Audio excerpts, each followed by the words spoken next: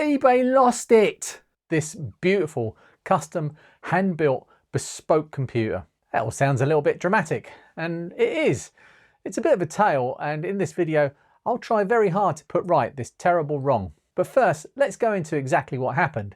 And to do that, we need to go back to late summer 2023. Those of you who follow the channel might be aware of the big charity event I organised at the end of last summer. But for anyone catching up, the short version is I auctioned off loads of very special Sinclair ZX Spectrums and related items to raise money for the befriending scheme. Amazingly, we managed to raise over £13,000, a stunning amount which I'm still having trouble absorbing. Of all those Spectrums I built and repaired for the event, this one was my favourite. This brand new 48K Spectrum in its gorgeous translucent smoked case with white keyboard and purple motherboard sold to Andrew and Sarah all the way over in the US for the incredible sum of £680. I packed it up, double boxed in its extra sturdy flight case, paid extra for super insured postage and shipped it off. This was my first time using the eBay global shipping program, and when I received a notification the package had been delivered, I crossed it off my list of things to worry about and moved on. But that's not where this story ended. That notification meant the package had been delivered to the eBay warehouse here in the UK, at which point my responsibility for the item ended. eBay flew it over the Atlantic and handed it over to UPS, who then promptly lost it. Our generous buyer Andrew, after checking the tracking and seeing it was showing the item stuck, contacted me to ask if I could help chase it down. The eBay seller tools were pretty useless, so I jumped on Twitter and made a fuss there. And in no time at all, a representative contacted me, looked into the case, and miraculously, it started moving again, almost immediately. Apparently, there was some documentation they claimed was incorrect, and this had caused it to be held up. Nothing to do with me, I should add. As I mentioned, the shipping was being handled by eBay. So we waited another few days, and it refused to move. Just repeated import scans a couple of times a day. At this stage, if Andrew reports it undelivered, then eBay will refund him all of the money back, and they would then never deliver the item. I was also concerned about where that would leave me. Would that mean they would ask me for the money back too? I asked that question and they assured me this was not the case, and because I'd shipped it safely to eBay in the first instance, the money raised for the charity was safe. Meanwhile, Andrew was still reluctant to report it lost, as that would mean he would lose any chance of receiving the Spectrum he'd rightfully won. We waited as long as possible, but there are only so many days eBay will protect a buyer's purchase for, and that time was starting to run out. The package was frustratingly refusing to move, with multiple import scans a day. Andrew reported it missing. Now, to give eBay the credit they're due, neither I, the befriending scheme, nor Andrew lost anything in this transaction. eBay swallowed the whole cost and refunded all of Andrew's original bid, his postage fees and import duties. I wasn't asked to give any money back either. I cheekily asked eBay if there was any chance we would ever see the package again, and their answer was a definite, flat no. They explained if it wasn't damaged or destroyed, it would be sold off to recover their own costs. So that looked to be the sad and disappointing end to the story. Well, no, not quite. The thing that really stuck in my throat about this was knowing Andrew and Sarah had missed out on the Spectrum they'd rightfully won. And being amazingly generous and lovely people, they were ready to send back the £680 when they believed the befriending scheme was going to miss out on all that money. So I hatched a plan. To make it up to Andrew and Sarah, I offered to build a replacement Spectrum, a better one, more suited to someone living in the States. And to be honest, the original one was not that well suited. The tape player would not have worked there, being 220 volts. And I have no idea what the PAL composite signal would have looked like, although the HDMI converter included might have helped with that. Essentially, it could have ended up being a lovely translucent plastic £680 paperweight. They agreed and generously sent over the money for me to use to make the best Spectrum I could, with one or two design choices to work around. The remainder of the cash would then be given to the befriending scheme once the parcel was packed up and sent off to live with Andrew and Sarah in the US. So I went shopping. The first conversation we had when deciding what to build was about the case. I suggested a Lee Smith designed ZX Mectrum, and whilst Andrew and Sarah did like the Mectrum, it wasn't the one they chose to bid on in the original auctions. They, like myself, had a favourite. So the case would need to be the same as the lost one. This was a nice easy start to the build, as I could just order the exact same case from the excellent ZX Renew and know exactly what to expect. Isn't it gorgeous? The next box to tick was the motherboard. This would need to be purple. This wasn't quite so simple, but I'll get into that in a minute. Other than that, as long as it was a ZX Spectrum of some description, I could go wild. To solve many of the problems with using it in NTSC and 60Hz land, I chose to go, once again, with a Harlequin. But this actually posed a slight problem, a purple problem. The single best way to buy all of the parts needed to build a Harlequin is from Ben at Byte Delight, as all of the mucking about with bills of material is done for you. But the motherboard that's included with that kit is not purple, it's black. Okay, I thought I'll grab the Gerber files and head off to a handy PCB manufacturer who can fab me a bunch of purple motherboards. Well, no, you see the Gerbers for the issue 2D revision Harlequin are not freely available. Not as far as I can see on the Don Superfo GitHub. On there you can click on a link and that will take you to PCBWay and you can order that way. This means that quite rightly, Don Superfo gets a slice of the cash generated from his hard work designing these boards. The problem is there are only links to the 3H, 4A and 4B revisions. The components in the Byte Delight kit are intended for the earlier 2D board, and there are quite some differences between the revisions. Ben does sell the kit without the motherboard, so I ordered that anyway and plan to use it as a starting point, filling in the bits that were different or missing as I went along. Speaking of PCBs, I need to say a quick thank you to PCBWay. No, this isn't a sponsor spot, I've not been converted, but PCBWay did offer to provide the boards for this project for free. That's quite a big chunk of change saved that will go to the charity fund at the end. So thank you Elaine for helping out, and thank you to PCBWay for not sponsoring this video. The boards were ordered and quick as a flash they arrived, looking glorious and purple. More on the motherboard shortly. That bit of the story isn't quite over yet. The next problem to solve would be the loading mechanism. The original Lost Spectrum included a brand new tape deck with some brand new games on audio cassette. That was the part I was concerned wouldn't be usable in America. Well, this time we went a bit more modern with a fantastic Div MMC Future from Rod at The Future Was 8-Bit. And to match the design aesthetic, I managed to grab one in a white case.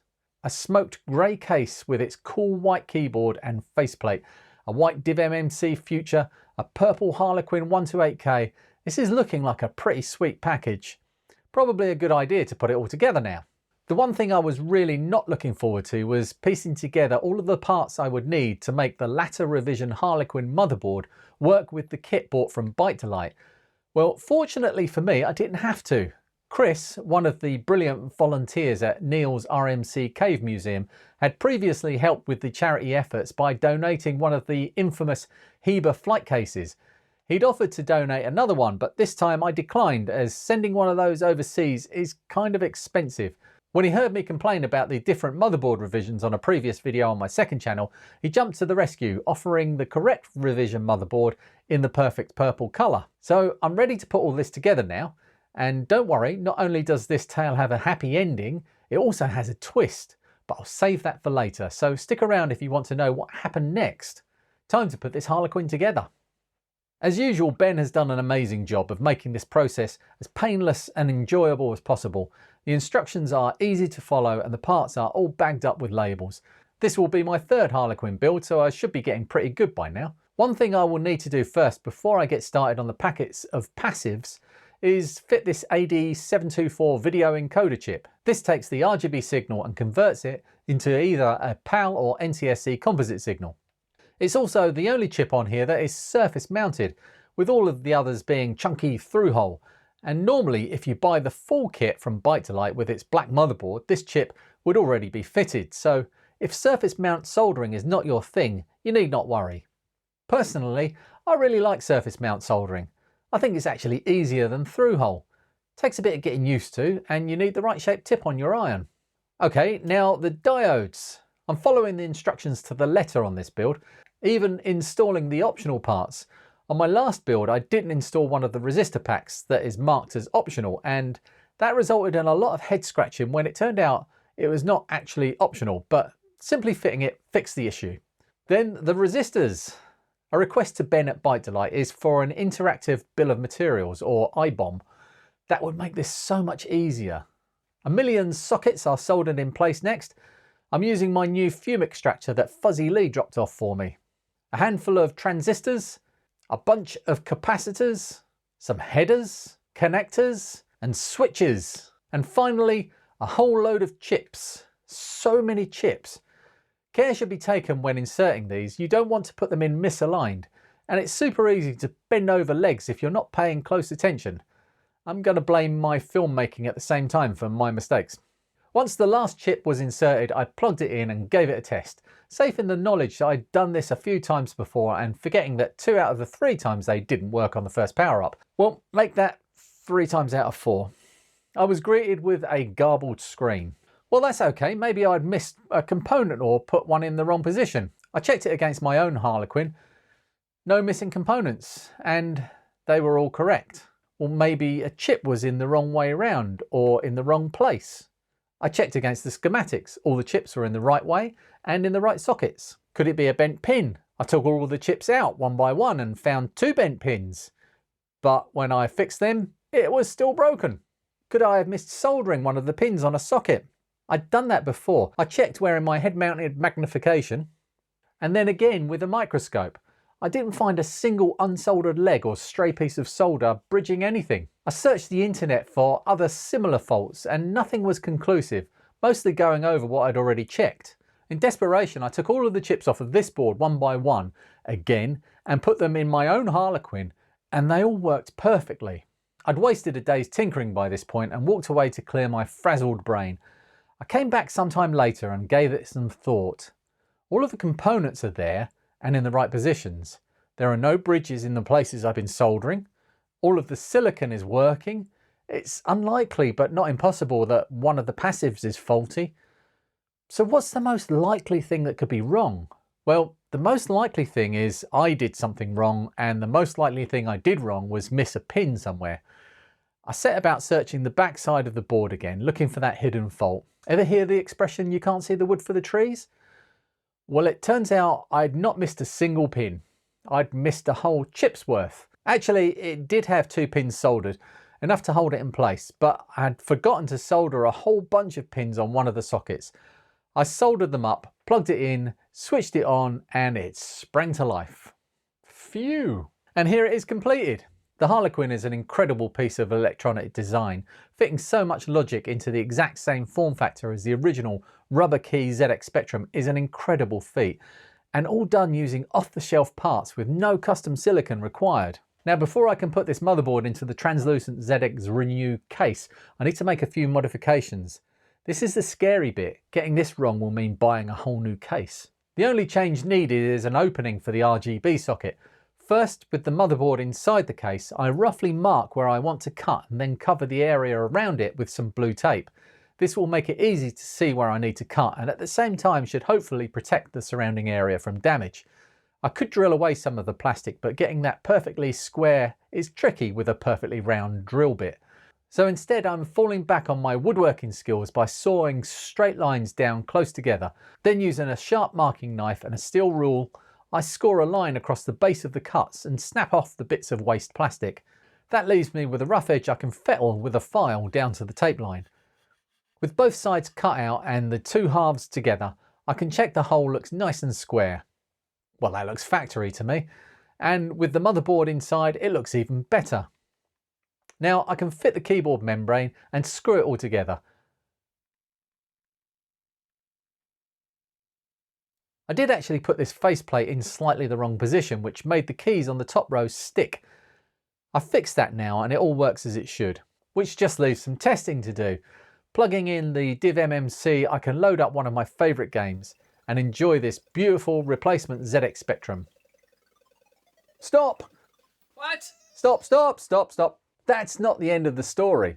Whilst it's lovely that Andrew and Sarah will now get their super specky, and it's also really great that the befriending scheme are going to get the balance of the £680, I still need to do the final maths on this and I'll share that info in a future update. It's a crying shame that the original machine, that lovely 100% almost Brand new ZX Spectrum built to the original specification using all modern parts will never be seen again. There won't be another machine quite like that in the world. In its beautiful smoke translucent case with white keyboard from ZX Renew and a brand new tape deck and the brand new games on tape. Crying shame. But wait, here's a twist. A little while ago, my good friend Paul, Universal Retro Boss, who is always lurking on eBay snapping up Sinclair and Commodore bargains, messaged me with a simple picture. I checked the listing, my hands shaking. It was indeed the missing Spectrum. The seller was using my original listing with my photos and the exact same description that also included the words, "All proceeds from this auction will be donated to the befriending scheme." Now, this is all guesswork and supposition, but I think what happens is enterprising entrepreneurs buy up pallet loads of random items from eBay, items that eBay were unable to deliver, for instance. The buyer then breaks up the contents of the pallet and sells them off individually to try to make a profit. Sounds like a good idea for a million YouTube channels. Clearly, this seller was using some kind of automation to list all of the items from a pallet they'd bought in these liquidation sales. I immediately contacted them and asked them to either agree to give the proceeds to the charity or change the listing, which they did. They also agreed to remove my logo from the main cover picture. So now what? Well, it's back, but the opening bid was £300. I would estimate that the value of the whole kit, if you bought it all new, would probably be up close to that value. So I wasn't sure of the best way to proceed. I spoke to a few channel supporters and some other YouTuber pals, and we decided to club together to try to win it back. But I was adamant that the money would not be wasted. The total I was willing to put into this from our little syndicate would be £300. So no wiggle room here, basically just the opening bid. I contacted the seller and asked if they were open to an offer, and they declined, saying that they wanted to see the auction complete. Fair enough. That certainly reduced the chances I would win the auction. I was basically counting on nobody else bidding. I did make a cheeky video and requested on social media asking for nobody to bid against me. And then I waited, waiting for that last 20 seconds of a 9-day auction to count down so I could drop that £300 snipe bid in there, and heart hammering in my chest, I would win back this special machine. Except that's not what happened. A few days before the auction ended, I checked to make sure there were still no bids and... oh no. I'd saved the eBay seller and checked their profile to see if this missing listing was just a one-off. Maybe someone had made them an offer they couldn't refuse. But no, all of their many listings were now gone. I can't say for sure, but it looked to me like their account had been suspended for some reason. Our special machine was gone again. Well, we gave it a good try. Maybe it would surface again one day. Or I did notice it was still possible to message the seller, and before I gave up entirely, I contacted them asking if the item was still for sale, and then I walked away, not really expecting to hear anything positive. You've got mail. They replied, it was still for sale. How much do I want to pay? Well, I want to pay nothing, but I do understand they bought it fair and square, and I knew an insultingly low offer would probably kill off any chance I had of seeing the Spectrum again. £300 is what we had raised to buy it back, so I decided to go with that amount. It was their original opening bid, and it was also about what I thought it was worth to buy again. I thought it was a fair price. I replied and offered them £300 with low expectations, and they agreed. They said it would appear shortly on a friend's account and then I could buy it now for £300. I quickly went round my cabal of amazing friends and gathered up the required funds and snapped it up. And here it is. They even sold it to me with free next day delivery postage. Having a look inside, it's all there minus the sweets. The trip around the world didn't cause any damage, thankfully. And it's very good to see it safely back in my workshop where it was born. But what now? Well, as much as I would love to keep this lovely thing, the whole purpose of this exercise is to raise money for the befriending scheme, so it's going up for sale again. I'll be hoping for a more successful outcome this time, and while I will make this an international auction, I would urge you generous people that live in other less electrically compatible lands to think twice about buying this. As I said at the start, the tape deck will not work in the US, and the video output for the Spectrum will need conversion. Ideally, someone in the UK will give this a good home.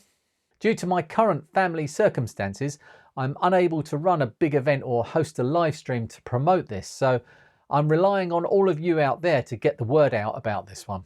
If I'm able, I will live stream for the final countdown of the auction, so you can at least take part in seeing how well it does this time. I'll aim for the auction to complete on the 5th of May, but if that changes for any reason, it would be nice to sell it on a fee-free weekend to save some charity money. I'll pin a comment here in this video. I will also be promoting this on social media and especially on my Discord.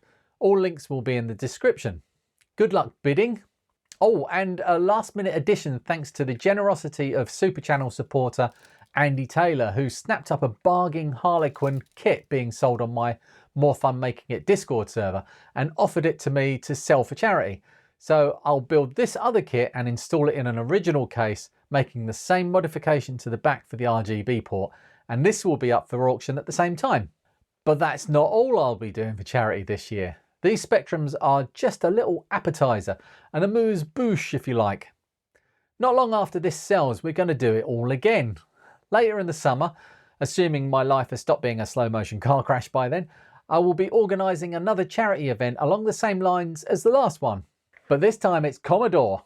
I already have amazing pledges for incredible and unique items I'll be able to build, fix or just sell to raise another big pile of cash. Hopefully there will be a series of videos featuring some of these machines being made ready, and all of this will culminate in a big live stream with lots of special guests and me slowly losing both my voice and my mind, which seems like fun. As a little teaser, one of the machines will be a hand built by me Amiga 500 using one of these very special Amiga 500++ boards designed and kindly given to me by Rob Peepo Taylor. I have a couple of battery damaged 500 pluses to harvest parts from, and hopefully we can make one really nice machine from all of this to put up for auction. I also have this C128 you might have seen in a recent video on my second channel. This is the one I'm using the community to crowd fix, with everyone giving me their suggestions on how to fix the strange fault. This belongs to my friend Paul Universal Retro Boss, and he's really kindly donated it along with its power supply, a disk drive if I can fix it, and a load of games on discs. I'll make sure it's all fixed before the auction as well. There will be various other YouTubers running their own mini auctions at the same time in different regions around the world. Plans are currently in the very early stages, but I can tell you there are at least 2 Commodore 64s going up for sale in America, and one of them is a very special silver label with a low serial number, and it's a beauty. More details on both of those and hopefully more international sales to come. If you'd like to help out in some way, please get in touch. You can reach me via email, which you can find in my About Channel section on YouTube, or come over and join Discord and get involved. That's it for now, a cracking outcome and even more money raised for a great charity. Thank you for watching. Bye.